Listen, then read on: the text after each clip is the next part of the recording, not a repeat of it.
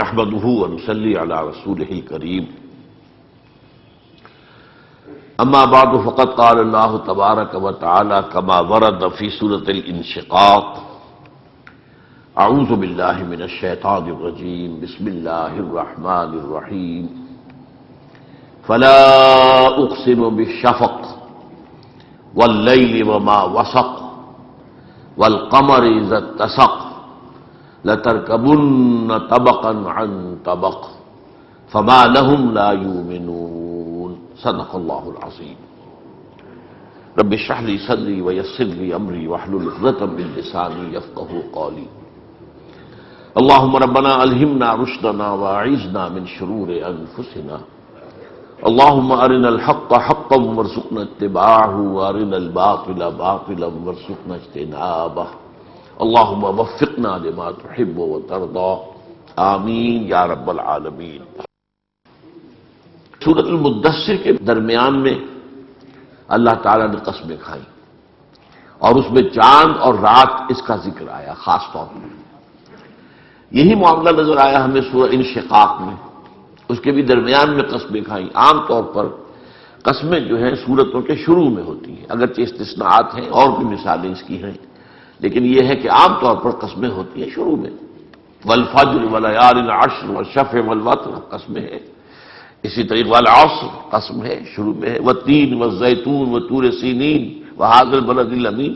عام طور پر سورتوں کے آغاز میں قسمیں کھائی جاتی ہیں، لیکن کچھ اس کی استثناءات ہیں جن میں سے یہ دو مقامات بہت اہم ہیں، اور ان دونوں کے ضمن میں جو باتیں میں عرض کر رہا ہوں انہیں آپ تفسیر نہ سمجھیں، بلکہ وہ انٹیوشنل اور جو وجدانی ایک مجھے تاثر اس سے حاصل ہوا ہے وہ میں آپ کے سامنے بیان کر رہا ہوں۔ چنانچہ میرے نزدیک سورہ مدثر کی آیات میں بعثت محمدی صلی اللہ علیہ وسلم کا ذکر ہے۔ اس میں کیا فرمایا گیا؟ کلا والقمر، قسم ہے چاند کی۔ حضور کی بعثت سے پہلے جو ہدایت نبوت تھی وہ گویا کہ چاند کے مانند تھی۔ ابھی جیسا کہ آپ کو معلوم ہے میں نے بیان بھی کیا تھا، تدریجاً نبوت کا ارتقاء ہو رہا تھا نبوت اور رسالت میں، تو وہ گویا کہ جیسے چاند کی روشنی ہوتی، چاند کی روشنی سورج کی روشنی کے سامنے تو کوئی حیثیت نہیں رکھتی، لیکن یہ ہے کہ وہ چاند کے مانند تھی۔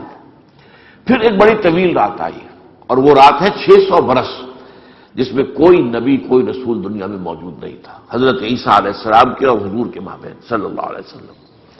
تو وہاں کلا والقمر واللیل اذ ادبر، اب جبکہ حضور کی بعثت ہوئی ہے تو وہ رات اب گویا کہ پیٹھ موڑ کر جا رہی ہے، اس کی روانگی ہے۔ والصبح اذا اسفر، اور قسم ہے صبح کی جبکہ وہ روشن ہو جائے۔ گویا کہ خورشید نبوت محمدی اب طلوع ہو گیا ہے، تو اب گویا کہ یہ سورج کے مانند ہے، یہ خورشید نبوت ہے۔ وہ چاند کا معاملہ تھا، یہ اب خورشید نبوت محمدی ہے، اور فرمایا نذیرا للبشر، للبشر، یہ خبردار کرنے کے لیے ہے پوری نوع انسانی کو، کسی قوم کو نہیں۔ اسی لیے جیسا کہ بعد میں واضح کیا گیا وما ارسلناک الا کافۃ للناس بشیرا ونذیرا، اے نبی ہم نے آپ کو نہیں بھیجا ہے مگر تمام نوع انسانی کے لیے بشیر و نذیر بنا کر۔ تو یہ گویا کہ چونکہ سورہ مدثر کے شروع میں حضور کی بعثت کا ذکر ہے، یا ایھا المدثر قم فانذر وربک فکبر، یہ سارا معاملہ کیا ہے؟ بعثت محمدی صلی اللہ علیہ وسلم کا۔ اسی طریقے سے یہ جو ہے جو میرا آج کا زیادہ موضوع ہے، اگرچہ پچھلے جمعے میں میں کچھ بیان کر چکا ہوں لیکن اس میں کچھ خلا رہ گئے تھے جنہیں میں آج پورا کروں گا۔ یہ جو قسمیں کھائی گئی ہیں، فلا اقسم بالشفق واللیل وما وسق والقمر اذا اتسق لترکبن طبقا عن طبق، وہاں بھی تین یہاں بھی تین قسمیں، وہاں بھی رات اور چاند کا ذکر، یہاں بھی رات اور چاند کا ذکر، یہ سمجھیے مشابہت میں ہیں دونوں مقامات میں۔ اب اس کا پس منظر کیا ہے ان آیات کا؟ حضور صلی اللہ علیہ وسلم پر خورشید نبوت طلوع ہو گیا، لیکن اس کے بعد جلد ہی ایک زوال کا آغاز ہو گیا، جیسا کہ حضور نے خود فرما دیا تھا بدا الاسلام غریبا وسیعود کما بدا فطوبی للغرباء۔ خلافت راشدہ کے اختتام کے ساتھ ہی وہ جو زوال کا آغاز ہوا ہے، اس لیے کہ اسلامی نظام جس میں وہ خلافت کا نظام تھا کہ وہ شورائی نظام تھا، وہ تو مسلمانوں کے مشورے سے کوئی خلیفہ مقرر ہوتا تھا، اہل ترین آدمی، کوئی موروثی نظام تو نہیں تھا۔ اب وہ ملوکیت کا دور آ گیا تو گویا کہ ایک منزل گر گئی، پھر رفتہ رفتہ اور زوال ہوتا چلا گیا۔ تو اس اعتبار سے ایک وقت وہ آیا، آج سے یوں سمجھیے 300 برس قبل، کہ گویا کہ خورشید نبوت محمدی غروب ہو گیا، البتہ اس کی صرف شفق کی لالی جو ہے وہ باقی رہ گئی۔ اسلام ایز اے دین پوری دنیا میں کہیں نہیں رہا، as a then, as a مذہب تو ہے، مسلسل رہا ہے، انگریز کے دور میں بھی رہا ہے، ہر جگہ رہا ہے۔ نماز روزے پر تو پابندی کہیں نہیں لگی، چاہے وہ جو امپیریلزم جو تھا، یورپین امپیریلزم، کسی نے بھی نماز روزے پر پابندی نہیں لگائی، لیکن وہ دین کی حیثیت سے وہ آپ کو معلوم ہے کہ آج سے 300 برس قبل جو ہے وہ غروب ہو گیا سورج۔ اب سورج کے غروب ہونے کے بعد جو ہے آپ کو معلوم ہے شفق کی لالی رہتی ہے، روشنی کچھ دیر تک رہتی ہے۔ اب گویا کہ دنیا میں جو باقی رہ گئی تھی وہ نبوت کی تعلیم کی شفق کے مانند تھی۔ فلا اقسم بالشفق واللیل وما وسق، اس کے بعد جو رات شروع ہوئی ہے اور جو کچھ اس نے اپنے اندر سمیٹ لیا، یہ رات جو ہے 300 برس کی نوع انسانی پر، اس کو آپ اچھی طرح سمجھ لیجیے، اس کے دو پہلو ہیں۔ اس طویل رات میں پہلا کام کیا ہوا؟ امت محمد صلی اللہ علیہ وسلم غلام ہو گئی۔ یورپین امپیریلزم انڈونیشیا سے لے کر موراکو تک، یہاں تک کہ 20ویں صدی کے آغاز میں سلطنت عثمانیہ بھی ختم ہو گئی۔ گویا کہ یہ رات جو ہے، اس نے یہ سیاہی جو ہے، اس رات کی سیاہی امت مسلمہ پر اس حیثیت سے ہوئی۔ اور اس رات کی سیاہی کا دوسرا پہلو کیا تھا؟ اسی کے دوران دجالیت نے اپنا تانا بانا بنا ہے۔ وہ جو میں آپ سے عرض کر چکا ہوں، یہ جو فرمایا واللیل وما وسق، اور قسم رات کی جو کچھ اس نے اپنے اندر سمیٹ لیا ہے۔ عام طور پر مفسرین نے اس میں لکھا ہے کہ رات کے وقت چور بھی نکل آتے ہیں، ڈاکو بھی کرتے ہیں، وحوش اور درندے بھی جنگلوں میں نکل آتی ہے وہ، لیکن یہ جو میں آپ کے سامنے رکھ رہا ہوں، پھر میں عرض کر رہا ہوں، یہ میری ایک وجدانی جو ہے وہ میرا خیال ہے جو آپ کے سامنے رکھ رہا ہوں، لیکن مجھے اس کے پر بہت وثوق حاصل ہے۔ اس رات نے اپنے اندر کیا کچھ سمیٹا ہے؟ نمبر ایک، آپ امت مسلمہ کی غلامی، پورا یورپین امپیریلزم، یورپین کولونیلزم جسے ہم کہتے ہیں، وہ چھا گیا۔ اور دوسرے، دجالیت نے 3 جو ہے پردے انسانیت کے اوپر، نوع انسانی کے اوپر تان دی ہے۔ یہ میں پہلے بیان کر چکا ہوں، لیکن یہ چیزیں بار بار بیان کرنے کی اور یاد کرنے کی۔ سب سے اونچا پردہ کیا ہے؟ سیاست کی سطح پر، ریاست اور سیاست کی سطح پر، نمبر 1 سیکولرزم، مذہب کو علیحدہ کر دو، ریاست سے کوئی تعلق نہیں ہے مذہب کا۔ نمبر 2 عوامی حاکمیت، ہم خود حاکم ہیں، خود قانون بنائیں گے، جو چاہیں گے بنائیں گے، 2 مردوں کی شادیاں کرائیں گے، ہمارا اختیار ہے۔ اور نمبر 3 وطنی قومیت، وطن کی بنیاد پر قومیت ہوگی کہ کسی ایک محدود علاقے میں رہنے والے سب برابر کے شہری۔ یہ 3 چیزیں ہیں جس کی بنیاد پر جو دین کا معاملہ، دین تو فرق کرتا ہے مسلم اور غیر مسلم میں۔ اسلامی ریاست جو ہے ظاہر بات ہے کہ اس میں مسلم اور غیر مسلم کا سٹیٹس ایک نہیں ہے، غیر مسلم یا ذمہ ہے یا معاہد ہو سکتا ہے، لیکن وہ برابر نہیں ہے۔ وہ مسلمان جو ہے اس کا اصل شہری مسلمان ہے، اس لیے کہ وہ ایک نظریاتی مملکت ہے، وہ ایک قومی ریاست اس معنی میں نہیں ہے، وطنی قومیت کی بنیاد پر نہیں ہے، جس کو اقبال نے کہا تھا کہ ان تازہ خداؤں میں بڑا سب سے وطن ہے جو پیرہن اسکار و مذہب کا کفن ہے۔ تو یہ دجالیت کا ایک جو ہے پورے عالم انسانی کے اوپر۔ دوسرا، معاشی سطح پر سود، حرام ترین شے جو شریعت کے نزدیک ہے، جوا، پھر فحاشی کو ذریعہ بنانا آمدنی کا۔ آج انسان یہاں پہنچ گیا ہے، UN نے طے کیا ہے کہ پروسٹیٹیوشن سے کوئی نفرت نہ کی جائے، یہ کوئی برا کام نہیں ہے، یہ بھی ایک پروفیشن ہے۔ پروسٹیٹیوٹس مت کہو انہیں، دے آر سیکس ورکرز، جیسے کوئی اور ورکر ہوتے ہیں، کنسٹرکشن ورکرز ہوتے ہیں جو تعمیرات کے کام میں لگے ہوئے ہیں، اینٹیں ڈھو رہے ہیں یا کچھ اور کر رہے ہیں، یا وہ جو ہے تگاری کے اندر مسالہ ڈال کر جو ہے سیمنٹ وغیرہ کا وہ اوپر پہنچا رہے ہیں، تو ایسے ہی یہ کام انہوں نے اپنی جسمانی قوت استعمال کی، انہوں نے اپنا ایک جنسی عضو جو ہے وہ استعمال کیا ہے، کمائی کر کے، اس میں کیا حرج کی بات ہے؟ تو اور منشیات، یہ 4 چیزیں، یہ جو ہے معاشیات کے ضمن میں یہ پوری دنیا کے اوپر اس کا تانا بانا ہے۔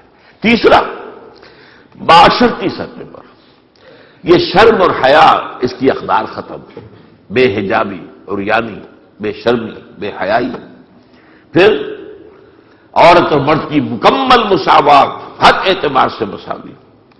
پھر یہ کیا ہے؟ یہ خاندانی اقدار جو ہے ان کو ختم کرو، عصمت و عفت کو کہ کیا سمجھتے ہو؟ کوئی خاص اہمیت نہیں ہے، اور خاندانی اقدار کو ختم کرو، عورت کو نکالو گھر سے باہر، وہ گھر میں رہ کر جو ہے وہ چراغ خانہ نہ رہے بلکہ وہ محفل شب محفل بن جائے. یہ تیسرا ہے.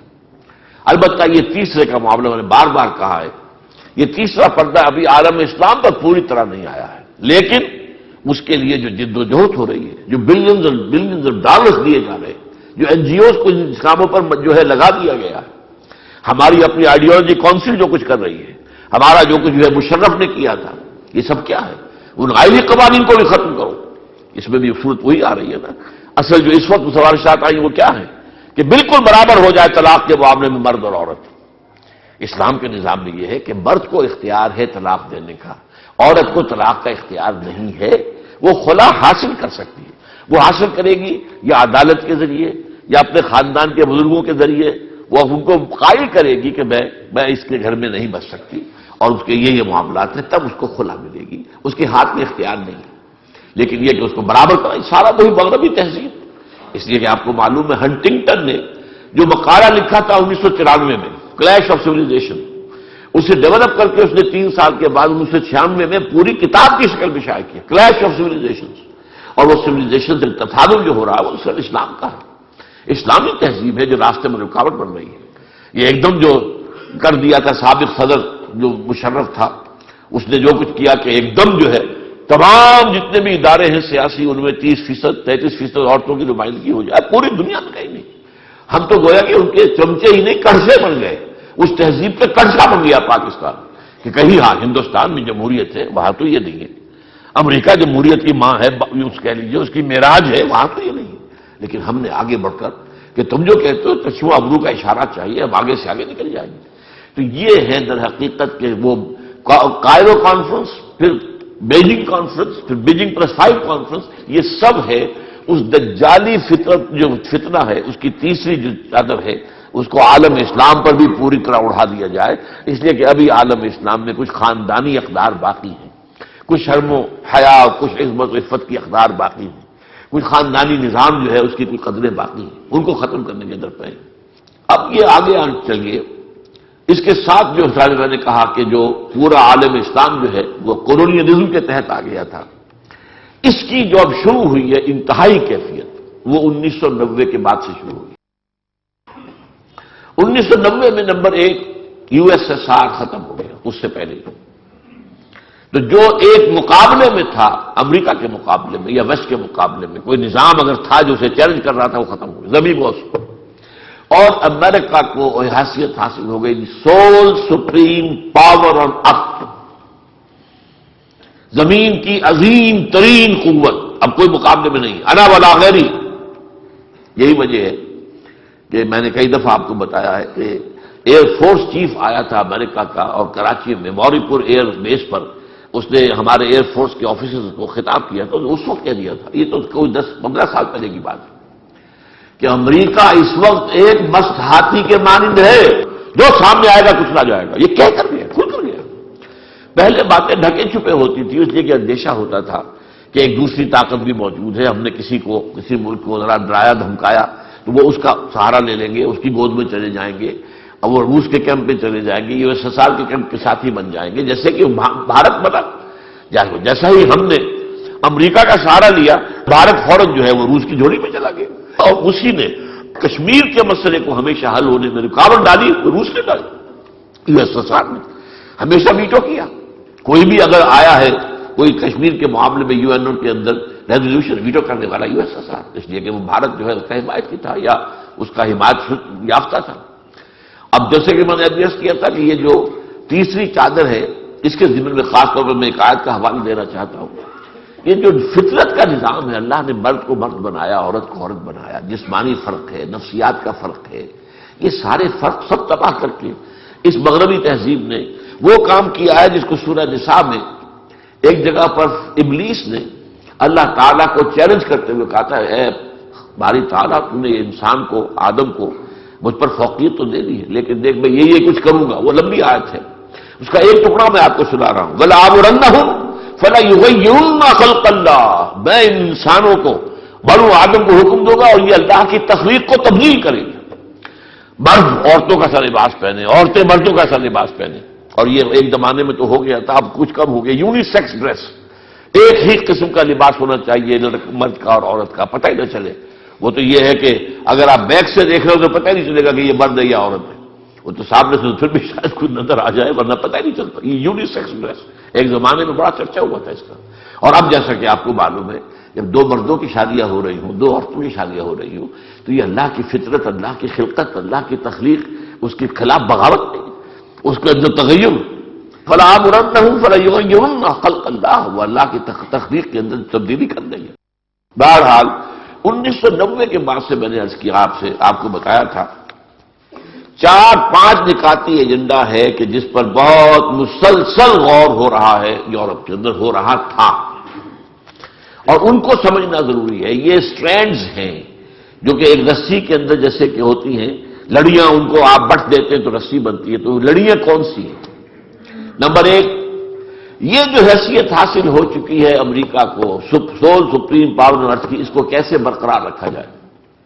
سارے تھنک ٹینکس ان کے جو ہیں اس پر لگے ہوئے تھے، تمام جو ہے اسٹیٹ ڈپارٹمنٹ ہو چاہے پینٹاگون ہو، وہ سب کے سب جو ہے وہ لگے ہوئے تھے اس کے اوپر کہ اس کے اوپر غور کریں، اور تھنک ٹینکس جو ہیں یہ سوچیں کہ یہ حیثیت مینٹین کیسے کی جائے کہ یہ جو سول سپریم پاور آن ارتھ ہے اس کو اس کے مقام کو برقرار رکھا جائے۔ نمبر 2، دجالی تہذیب کی تکمیل کا ایجنڈا، وہی کلیش آف سویلائزیشن، کہ اس کا جو ایک حصہ رہ گیا ہے ابھی، اس کے ایجنڈے کا ایک حصہ بھی ذرا آدھا جو ہے پورا ہوا ہے، ابھی آدھا باقی ہے عالم اسلام کے تک اس کو پورا کیا جائے۔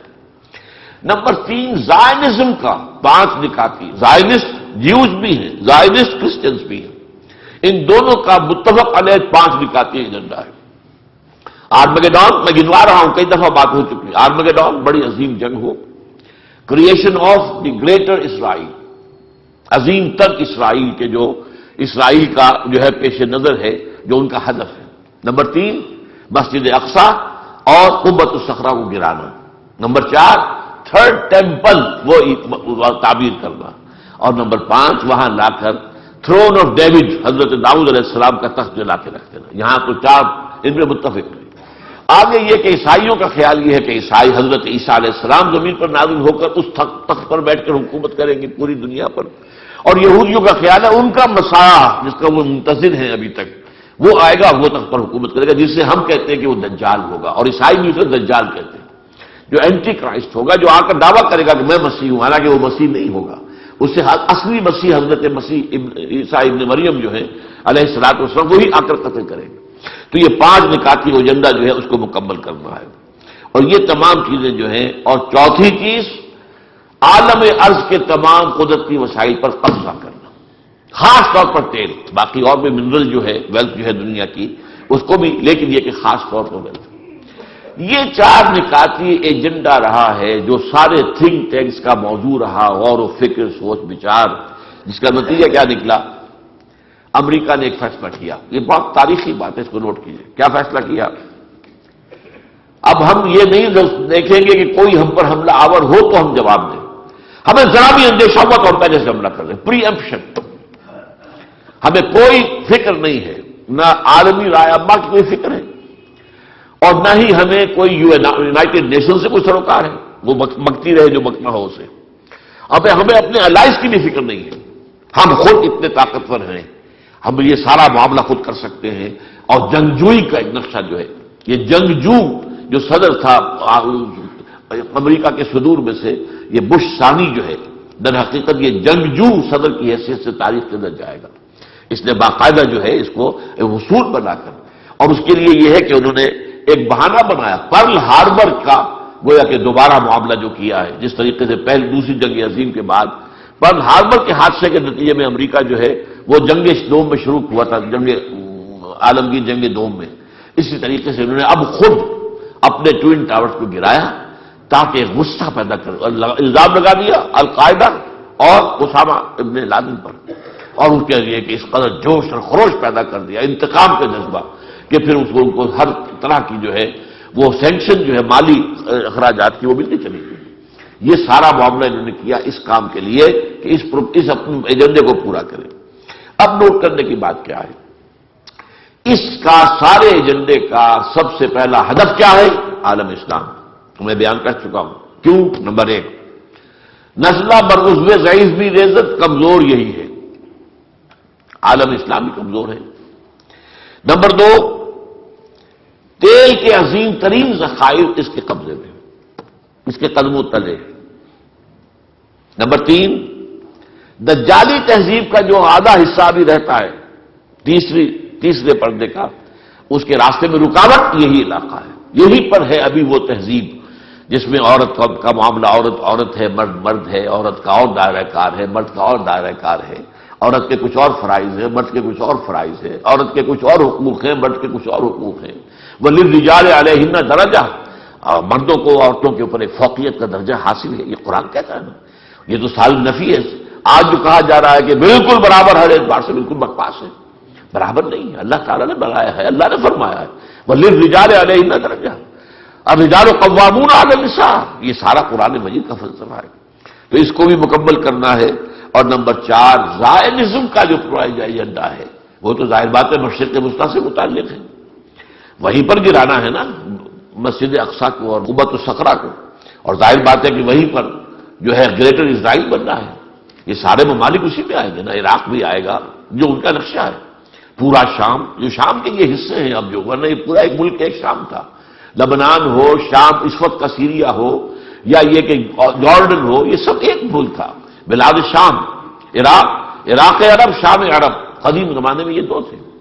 تو یہ اس پورے کو پھر مصر کا حصہ لینا ہے، انہوں نے سینائی پیننسولا پورا لینا ہے، سوا اس میں تو کوہ سینا ہے جہاں حضرت موسیٰ علیہ السلام کو اللہ تعالیٰ سے جو ہم کلام ہونے کا شرف حاصل ہوا، جہاں انہیں وہ 10 کمانڈمنٹس دیے گئے، جو پتھر کی تختیوں پر لکھے ہوئے احکام اشرا دیے گئے، وہ تو کہاں ہے؟ سینائے سینا کے اندر ہے۔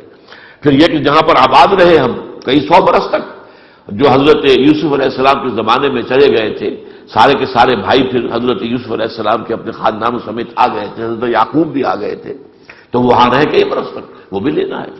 پھر یہ کہ عرب کا بھی شمالی حصہ لینا ہے، جس میں کہ مدینہ بھی شامل ہے، خیبر وغیرہ تو ہے ہی، وہ تو ہمارے ہیں ہی تھے ہی، لیکن مدینے کے اندر بھی 3 قبیلے تھے یہودیوں کے، وہاں سے ان کو نکالا گیا تھا، لہذا وہ بھی ہمیں لینا ہے۔ اسی طرح ترکی کے جنوب کا حصہ بھی ہمیں لینا ہے۔ تو یہ سارا ایجنڈا جو ہے اس کا تعلق تو مڈل ایسٹ سے ہے، تو مڈل ایسٹ کا ایک نیا نقشہ بنانا یہ پیش نظر ہے، وہ شائع بھی کر رہے ہیں اس کے سامنے، اس کی طرف اقدام کرنے کے لیے۔ تو یہ در حقیقت 4 وہ اسباب ہیں جن کی وجہ سے اصل میں اس نئے، جس کو بھی میں کہوں گا نیو ورلڈ آرڈر جس کو کہا تھا، بش اول جو تھا اس کا باپ موجودہ بش کا، اس نے جیسے ہی عراق کا تہس نہس کیا تھا معاملہ، صدام پر حملہ کر کے اور اس کی فوج کا بھرکس نکالا، اس کے بعد اس نے کہا تھا اب نیو ورلڈ آرڈر کا وقت آ گیا ہے، یہ گویا کہ اس ایجنڈے کا آخری حصہ جو ہے اس کی تکمیل کا وقت آ گیا۔ اور یہ بش ثانی جو ہے اس کا بیٹا، وہ بھی ایونجلسٹ تھا، یہ بھی ایونجلسٹ ہے، وہ بلی گراہم کا مرید تھا، یہ اس کے بیٹے کا مرید ہے، اور یہ جو ہے یہ کہتا ہے وہ تو خدا نے حکم دیا ہے جنگ کرو، میں نے جنگ کی ہے، مجھے خدا نے حکم دیا ہے کہ یہ بمباری کرو، میں نے بمباری کی ہے۔ یہ بڑا کٹر قسم کا عیسائی ہے، اور اس نے، یہ میں پچھلے جمعے میں آپ کو بتا چکا ہوں، 2005 عیسوی میں 40 ارب ڈالر اس نے دیے ہیں، جو کہ یہ عیسائیوں کی مذہبی تنظیمیں ہیں، وہ زیادہ جو نیو کونز والے کہلاتے ہیں اور جن کا معاملہ جو ہے ایونجلسٹ کہلاتے ہیں، بورن اگین کرسچنز کہلاتے ہیں، یہ لوگ جو ہے 40 ارب ڈالر اس نے دیا۔ تو اس معاملے کے اندر جو ہے یہ ہے وہ معاملہ جس پر آج میں چاہتا ہوں کہ ذرا آپ ایک ایک کر کے عالم اسلام کے ممالک کا مختلف معاملہ سمجھ لیں۔ اس میں سب سے پہلا ہدف بنا ہے افغانستان، یہ کیوں؟ وہ جو 4 میں نے آپ کو لڑیاں بتائی ہیں، یہ جو بٹی ہوئی ہیں، اب ان کے حوالے سے دیکھیے، افغانستان میں عظیم ترین بات جو ہوئی وہ یہ کہ نظام اسلامی کی ایک ہلکی سی جھلک دنیا نے دیکھی۔ یہ وہ چیز ہے جو کسی صورت میں شیطان کو اور اس کے چیلوں کو اور اس کے ایجنڈوں کو گوارا نہیں۔ وہ تو اقبال نے جو نظم لکھی تھی، کب لکھی تھی ذرا نوٹ کیجئے، 1936 کے اندر، اور اس میں جو ابلیس کی زبان سے انہوں نے کہا ہے کہ مجھے یہ اندیشہ ہے عصر حاضر کے تقاضاؤں سے ہے، لیکن یہ خوف ہو نہ جائے آشکارا شرع پیغمبر کہیں، شرع پیغمبر شرع محمدی صلی اللہ علیہ وسلم، اس کی برکات کا کہیں ظہور دنیا میں نہ ہو جائے۔ اگر وہ ہو گیا تو میری ابلیسیت کا پردہ چاک ہو جائے گا، میرا سارا تانا بانا جو میں نے بڑی محنتوں سے بنایا ہے، صدیوں کی محنت سے بنایا ہے، وہ سارا جو ہے وہ ختم ہو جائے گا، وہ جو ہے برباد ہو جائے گا۔ اس کی جھلک نظر آئی، اگرچہ ابھی کوئی اسلامی نظام وہاں قائم نہیں ہوا تھا، لیکن یہ ہے کہ چند سزائیں جو ہے اسلامی وہ نافذ کی گئی، نتیجہ یہ ہوا کہ 100% امن، پیس، نہ ڈاکہ رہا، نہ چوری رہی، نہ کوئی اور زیادتی رہی، نہ زنا رہا، نہ ریپ رہا، کچھ ختم، صرف اس لیے کہ سزائیں جو ہے شریعت کی نافذ ہو گئی۔ اور ایک حکم پر ملا ابھر کے، آپ کو معلوم ہے پاپی کی کاشت جو ہے زیرو ہو گئی۔ جو اربوں ڈالر امریکہ دیتا ہے کسی طریقے سے باز آ جاؤ، خدا کے لیے یہ پیسے لے لو، تم یہ پاپی کاشت نہ کرو، لیکن نہیں، پاپی ہو رہی، ہر سال زیادہ بڑھ رہی ہے، مقدار اس کی جو ہے وہاں پر بڑھتی چلی جا رہی ہے، اور وہاں ایک حکم آیا تھا اور بات ختم ہو گئی تھی۔ تو یہ نظام جو ہے اگر کہیں یہ بڑھ گیا اور اس نے کوئی شکل اختیار کر لی جو جدید جو تصورات ہیں ریاست کے ان کے بھی مطابق ہو جائے اور اسلامی تمام اقدار اس کے اندر موجود ہوں، خلافت راشدہ کے اصول بھی موجود ہوں، اور عہد حاضر کے جو بھی انسٹیٹیوشنز ڈیولپ ہوئے ہیں وہ بھی پورے طور پر بروئے کار آ جائیں، تو گویا کہ ابلیسیت کا خاتمہ ہو جائے گا۔ اب یہی وجہ ہے، نوٹ کیجئے، یہ بڑے عظیم تاریخی حقائق ہیں۔ تاریخ انسانی کا جتنا بڑا کولیشن بنا ہے افغانستان پر حملے کے لیے، وہ پھر کبھی نہیں بنا، اس سے پہلے بنا نہ اب بنے گا۔ عراق پر تو نہیں بنا، نیٹو کی فورسز تو عراق میں نہیں گئی، کیوں نہیں گئی؟ یہاں کیوں آئیں؟ اس لیے کہ الکفر ملت واحدہ، اور ملت واحدہ کو سب سے بڑا اندیشہ اسلام سے، لہذا چاہے وہ امریکہ ہو، چاہے وہ یورپ ہو، اسی طریقے سے ان کو جو ہے پشت پناہی حاصل رہی ہے، روس کی بھی اور چین کی بھی۔ گارڈن براؤن جو وزیر اعظم ہے برطانیہ کا، اس نے بیان دیا باقاعدہ واشنگٹن میں کہ ان قریب چین بھی اپنی فوجیں افغانستان میں بھیج دے گا۔ اب آپ سوچیے کہنے والا کون ہے؟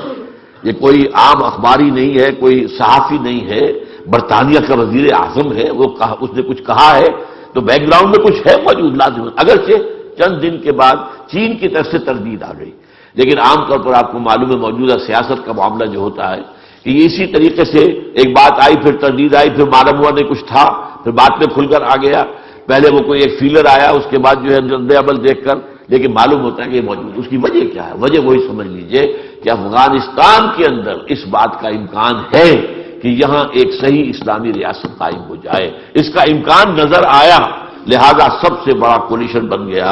اور اس میں جیسا کہ میں نے ابھی عرض کیا ہے کہ چین کے بھی، میں سمجھتا ہوں چین آئے گا اس میں، یہ چین کو خود اندیشہ ہے، اس کا جو اتنا بڑا صوبہ سنکیانگ جہاں پہ اکثریت عظیم مسلمانوں کی ہے، وہاں پر بھی تو یہ تحریک، آخر آج کل آپ کو معلوم ہے کوئی ویزا نہیں چاہیے تھاٹ کو، کسی فکر کے لیے تو کوئی نہ ویزا ہے نہ پاسپورٹ ہے، وہ تو جاتا ہے، نہ کوئی پہاڑ روک سکتا ہے، نہ کوئی دریا روک سکتا ہے، وہ ساری چیزیں جو ہے جا رہی ہیں، اور افغانستان کا ایک کونا جا کر مل بھی جاتا ہے چین کے ساتھ۔ یہ جو ایک پٹی سی آتی ہے اوپر، واخان کی پٹی جو ہے، اس کا ایک جو ٹپ جو ہے جا کر چائنا کے ساتھ جڑتا ہے، ملتا ہے، چائنا بھی اس کی گویا کے سرحدوں کے اندر شامل ہے، تو ان کو خطرہ ہے یہاں سے جو ہے ہمارے خلاف جو ہے، اور ہماری اگر یہ تمام چیزیں جو ہیں ہمارے صوبہ سنکیانگ کے اندر آ گئی تو ہمارے لیے معاملہ مشکل ہو جائے گا۔ تو پہلی بات تو یہ ہے کہ اسلامی نظام کے ایک امکان کا معاملہ پیدا ہوا افغانستان میں، لہذا سب سے بڑی جو ہے، اور میں محسوس کرتا ہوں کہ یہ گویا کہ معلوم ہے اسرائیل کو، یہ جو ہمارے ہاں حدیث ہے بیان ہوئی ہے، حضور صلی اللہ علیہ وسلم نے فرمایا کہ یخرج من خراسان رایات سود لا یردها شیء حتی تنصب بإلیہ، خراسان کے علاقے سے سیاہ پرچم لے کر فوجیں جائیں گی، ان کا رخ کوئی موڑ نہیں سکے گا جب تک کہ وہ جا کر یروشلم میں نصب نہ ہو جائیں جھنڈے پرچم۔ معلوم ہوتا ہے کہ اس حدیث کا علم انہیں ہے کہ یہیں سے معاملہ شروع ہونا ہے، خراسان سے، حدیث نبوی میں ذکر ہے، لہذا گویا کہ وہ اس کو مسخر کر لینا چاہتے ہیں، وہ اپنے پنجے یہاں تو گڑے رکھنا چاہتے ہیں مضبوطی کے ساتھ۔ اوباما نے بھی یہ کہا میں عراق سے فوج نکال لوں گا، افغانستان میں مزید داخل کروں گا، یہ اوباما کا بھی ایجنڈا یہی ہے۔ اور اس کے عراق کے معاملے میں اندر ظاہر بات ہے کہ پہلے بھی لوگ نہیں آئے اس کے ساتھ، لیکن وہ بعد میں عرض کروں گا کہ عراق کا معاملہ کیا تھا۔ عراق کا معاملہ صرف دو چیزیں تھیں، اس میں لڑیاں جو تھیں دو تھیں ان چار میں سے،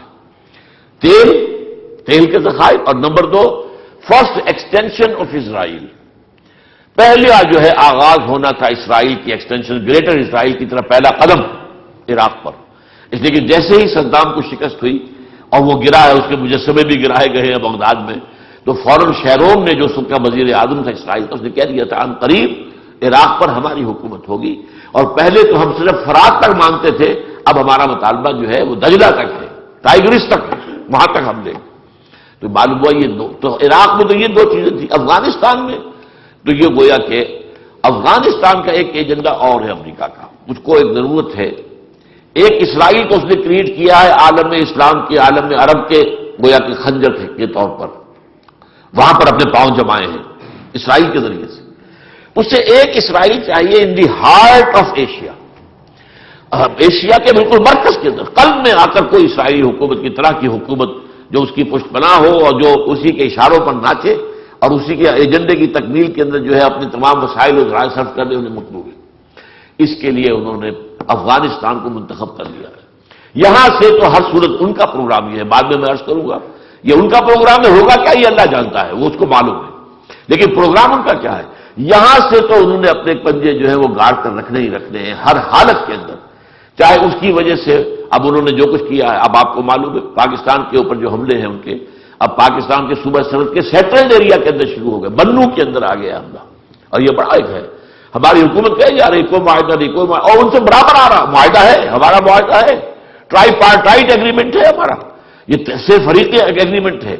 افغانستان کی حکومت، پاکستان کی حکومت اور امریکہ اور نیٹو ان کی حکومت، ان کا معاہدہ ہے، یہ حملے ہوں گے اور ہم مل جل کر کر رہے ہیں اور آپس میں ایک دوسرے کے تعاون سے کر رہے ہیں، یہ سارا معاملہ مغرب سے جو خبر آ رہی وہ یہ ہے، یہاں سے نہیں کوئی معاہدہ نہیں، ہمیں نہیں معلوم، کوئی ہوگا شاید ہوگا، اگر ہوگا تو مشرف کے زمانے کا ہوگا، کوئی ریکارڈ نہیں ہے، کوئی ہمارا معاہدہ نہیں ہے، اور اس کے بعد یہ ہے کہ چھوٹا سا بیان دے دینا، بس بس بس اب نہیں، بس اس کے علاوہ نہیں، اب برداشت نہیں ہوگا، اب ہماری ساورنٹی کو آپ چیلنج نہیں کر سکے، لیکن ہو رہا ہے، اس لیے کہ انہوں نے افغانستان کو اپنے بس پڑتے چھوڑنا نہیں ہے، اسے ایک اسرائیل بنانا ہے ان دی ہارٹ آف ایشیا۔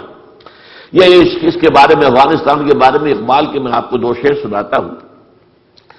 آسیا، یہ ایشیا کا وہ ہے آسیا، آسیا یک پیکرے آب و گلست، یہ مٹی اور پانی کا ایک پیکر ہے، جیسے انسان کا جسم ہے مٹی اور پانی سے بنانا، گارے سے بنا ہے۔ ملت افغان دری پیکر دلست، جس طرح انسان کے جسم کے اندر دل ہے تو ملت افغان جو ہے وہ ایشیا کے دل کی حیثیت رکھتا ہے۔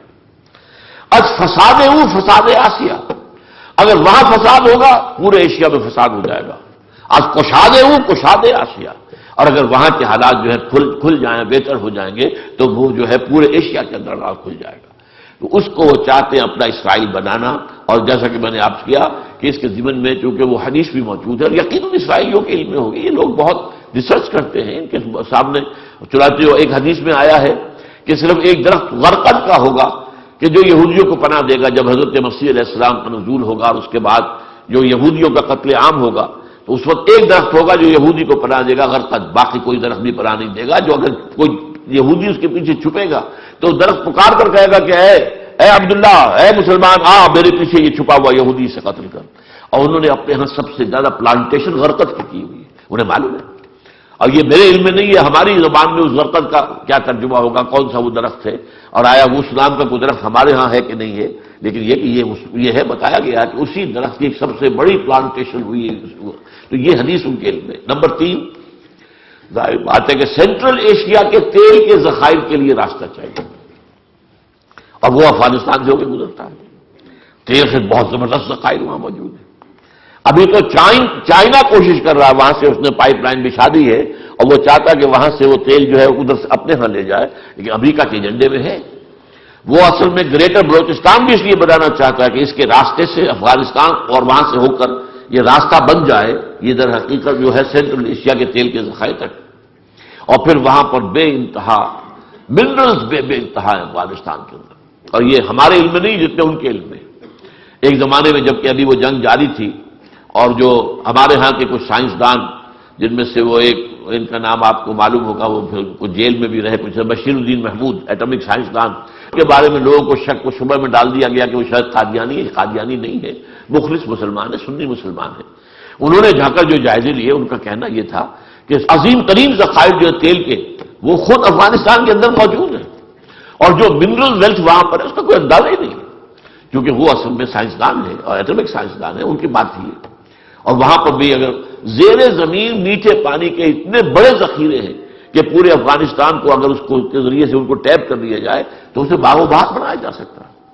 اب یہ چیزیں اگر ان کے علم میں ہیں تو ظاہر بات ہے کہ ان کے علم میں بھی ہے، اسی لیے انہوں نے سب سے بڑا مرکز جو بنایا ہے وہ در حقیقت افغانستان کو بنایا ہے۔ اس میں ایک بات اور بھی عرض کر دوں امریکہ جیسی سپر پاور جو ہے وہ اپنے تمام جو ہے آپشن کو ایک ہی نہیں رکھا کرتی، الٹرنیٹ آپشنز بھی ان کے رہتے ہیں۔ ایک آپشن ان کا ہارٹ آف ایشیا میں ایک اسرائیل کریٹ کرنے کا ایک آپشن یہ تھا، اور شاید اب بھی ہو، کشمیر کو، گریٹر کشمیر، انڈین کشمیر، پاکستانی کشمیر اور ادھر سے گلگت ہنزا ملا کر گریٹر کشمیر، کیونکہ یہ گلگت ہنزا بھی اس زمانے میں سکھوں کی ریاست جو تھی کشمیر کی، اس میں شامل تھے، ان کو بنا کر، اور اس سے یہ کہ چائنا کو کنٹین کرنے کا پروگرام جو ہے وہ بھی مکمل ہو جائے، اور ہارٹ آف ایشیا میں ایک اسرائیل بن جائے۔ آبادی کتنی ہے وہاں؟ بہت تھوڑی ہے، ان سب کو سونے میں بھی تول دے تو وہ ان کو جو ہے استعمال کر سکتے ہیں، اپنی مرضی کے مطابق ان سے جو ہے وہ پالیسیاں بنوا سکتے ہیں۔ تو ان کا ایک آلٹرنیٹ یہ رہا ہے۔ یہی وجہ ہے کہ ایک رابن رافیل ہوتی تھی، اس رابن رافیل کی بیوی کے جو ضیاء الحق صاحب کے ساتھ حادثے کے اندر ہلاک ہوا، سفیر جو تھا، اس کی بیوی مسز رابن رافیل، وہ وہاں پر under secretary of state for south Asia تھی اس زمانے میں۔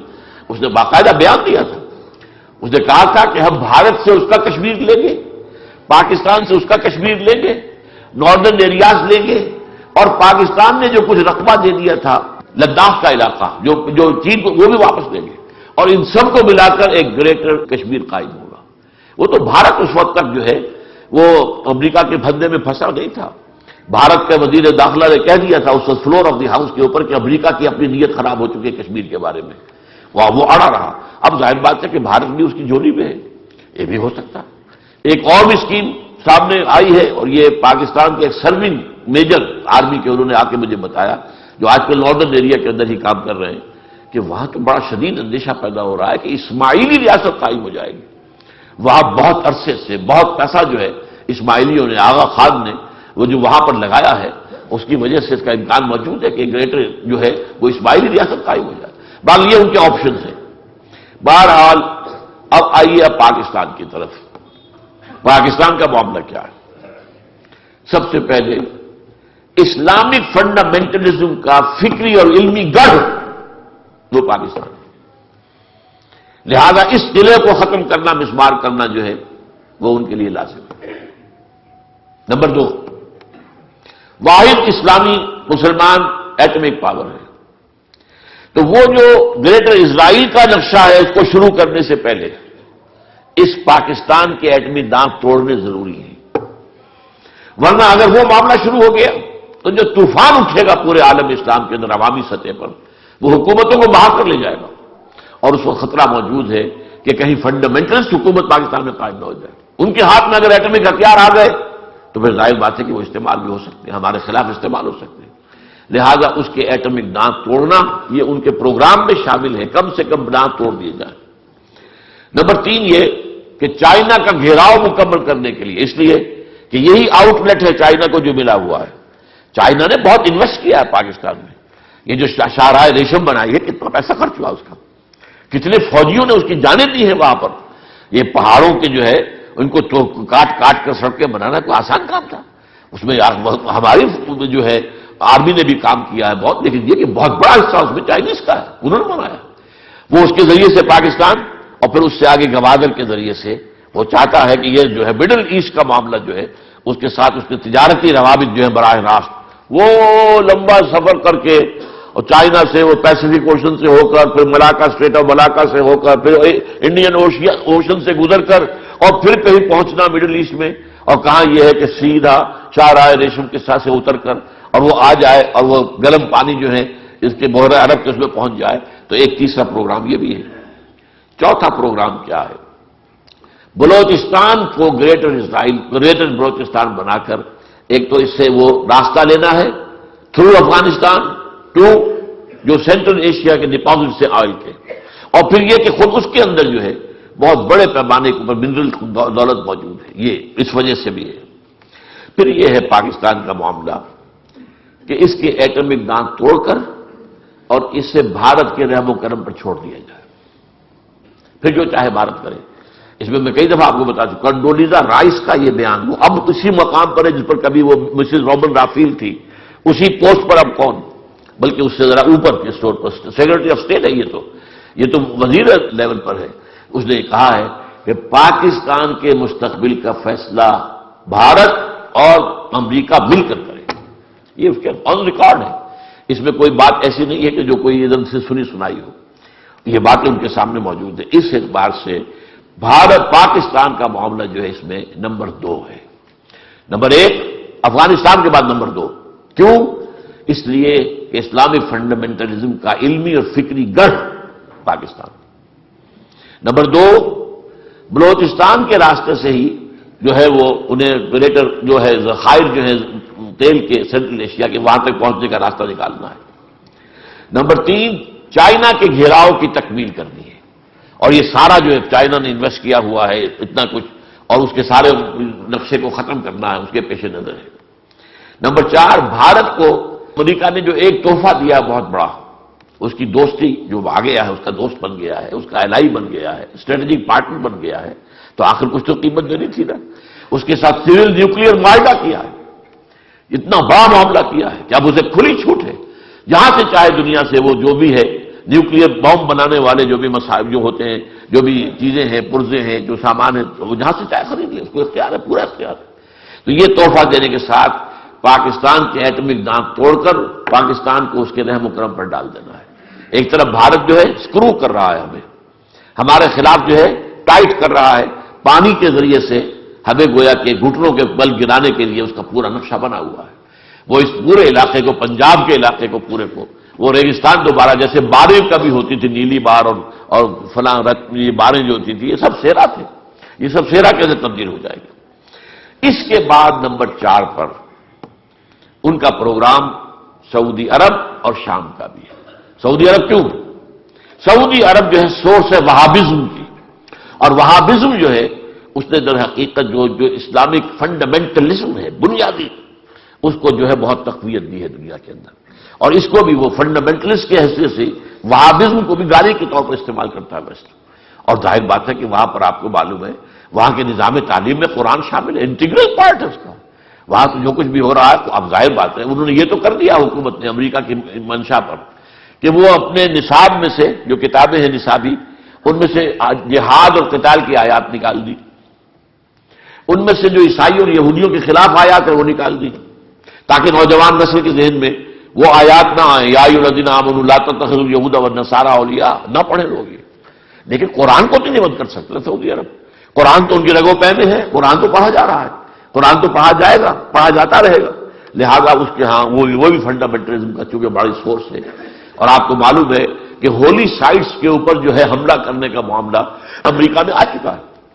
اب آخری بات یہ ہے کہ یہ تو وہ باتیں ہیں جو میں نے آپ سے عرض کیا کہ جو ان کا نقشہ ہے، لیکن یہ کہ جیسا کہ ہمیں معلوم ہے اسلام میں جیسے ہی غربت کا آغاز ہوا تھا، تجدیدی مسائل کا بھی آغاز ہو گیا تھا۔ یہ تجدیدی مسائل جو ہیں 1400 برس میں تدریجاً بڑھتے بڑھتے بڑھتے وہ اب اپنے کلائمیکس کو پہنچنے والی ہے۔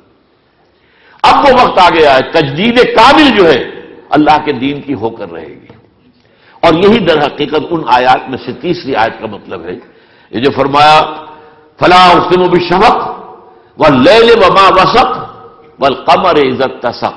یہ تجدید کا چاند رفتہ رفتہ جب کہ بھرتا ہے، وہ چاند ایک پہلے دن کا ہلال ہے، پھر ہے دوسری تیسری چوتھی 14 صدیوں میں آ کر اب اسلام کی تجدید کامل ہونے والی ہے۔ یہ وہ وقت آ چکا ہے جب مجدد کامل کا ظہور ہوگا، اور اسی کے ضمن میں مختلف تجدیدی مسائل جو ہیں وہ چھوٹی چھوٹی تجدیدی مسائل یہ عالم اسلام میں چل رہی ہیں، ہندوستان پاکستان میں بھی چل رہی ہیں، پاکستان میں خاص طور پر۔ تو اس حوالے سے یہ اس آیت کا جو تیسرا جو حصہ ہے ان آیات کا، فَلَا أُقْسِمُ بِالشَّفَقِ وَاللَّيْلِ وَمَا وَسَقَ وَالْقَمَرِ إِذَا اتَّسَقَ لَتَرْكَبُنَّ طَبَقًا عَنْ طَبَقٍ۔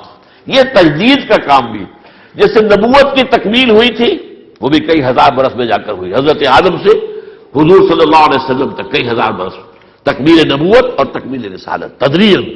اسی طریقے سے یہ جو تجدید اب ہونی ہے، تجدید دین، تجدید اسلام اور کامل تجدید، اس کا بھی وقت اب آ گیا ہے۔ تو ہونا تو یہ ہے، البتہ یہ کہ اس سے پہلے مسلمانوں کو کچھ زخم لگنے ہیں، ہمیں کچھ سزائیں ملنی ہیں، ہوگا وہی جو اللہ چاہے گا، بالآخر اسلام کا غلبہ ہوگا پوری دنیا میں، یہ چمن معمور ہوگا نغمہ توحید سے، یہ ہو کر رہے گا، لیکن اس سے پہلے عالم عرب پر اللہ تعالیٰ کی طرف سے کوئی سختیاں، کوئی عذاب کے کوڑے، اور اسی طریقے سے ہو سکتا ہے کہ ہم پر کیونکہ نمبر 2 مجرم ہم ہیں.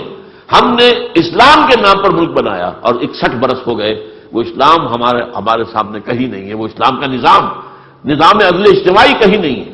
لہذا ہم مجرم ہیں، بہت بڑے مجرم ہیں. اللہ معاف کر دے، ہمیں اور مزید مہلت دے دے، اس کے لیے دعا ہم کر سکتے ہیں. لیکن اونچ نیچ ہونے کے بعد لَتَرْكَبُنَّ طَبَقًا عَنْ طَبَقٍ، لازماً تم چڑھو گے درجہ بدرجہ. یہ ہونا ہے، ہو کر یہی رہے گا بالآخر کہ اسلام کا بول بالا ہوگا اور تجدید ہوگی دین کی کامل انشاءاللہ العزیز. اب اس میں ہر شخص کا معاملہ یہ ہے کہ وہ اپنی جگہ سوچے اس کا کنٹریبیوشن کیا ہے. ایک کام ہونا تھا وہ ہو گیا، حضور کے دستے مبارک سے ہو گیا. ابو جہل محروم رہ گیا، ابو لہب محروم رہ گیا، وہ محروم رہے. ابو بکر جو ہے آگے آ گئے اور علی آگے آ گئے، عمر آگے آ گئے، حمزہ آگے آ گئے. تو یہ تو پھر ہر شخص کا اپنا معاملہ ہے، کون آگے رہتا ہے کون پیچھے رہتا ہے. جیسے کہ فرمایا نذیرا للبشر لمن شاء منکم ان یتقدم او یتاخر. اب جو چاہے وہ آگے بڑھ جائے، جو چاہے پیچھے رہ جائے. ایک دفعہ جو ہے نبوت کا خورشید تو طلوع ہو چکا ہے. اب کون ہے جو آگے بڑھتا ہے، تصدیق کرتا ہے، اور کون وہ ہے جو پیچھے رہ جاتا ہے. پیچھے رہنے والے محروم رہ جائیں گے، سامنے آنے والے تصدیق کرنے والے یہ اللہ کی رحمتوں کے اہل قرار پائیں گے.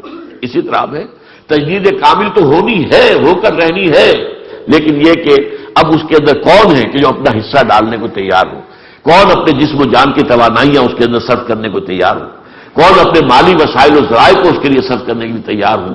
اقول قولی ھذا واستغفر اللہ لی ولکم ولسائر المسلمین والمسلمات.